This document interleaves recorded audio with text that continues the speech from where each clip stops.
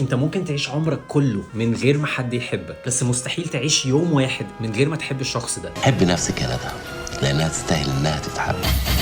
بمناسبة عيد الحب، خليني أفكرك بحاجة ممكن تكون ناسيها. أطول علاقة في حياتك مش علاقتك مع أهلك، ولا علاقتك مع صاحب عمرك من أيام الحضانة، ولا حتى علاقتك العاطفية اللي قعدت فيها 6-7 سنين. أطول علاقة في حياتك هي علاقتك مع نفسك. والمشكلة إن ناس كتير مستنية حد يحبهم بطريقة هم نفسهم عمرهم ما حبوا نفسهم بيها. وإنك تحب نفسك مش معناه أبدا إنك تبقى بيرفكت، ولكن معناه إنك متقبل نفسك بمميزاتك وعيوبك، وبتحاول دايما تطور نفسك عشان نفسك مش عشان تثبت حاجة لحد.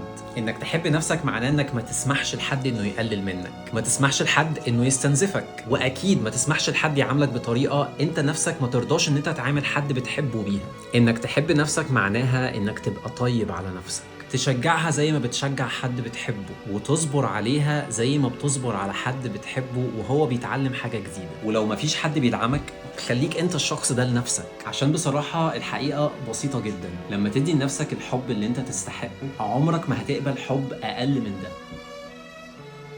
حتى هي موافقة. ولو حد جه وزود، خير وبركة. ما جاش، انت اصلا مكتفي بحبك لنفسك. وانا عارف ان في حد جه على بالك دلوقتي انت محتاجه يسمع الكلام ده، حتى لو الحد ده هو انت.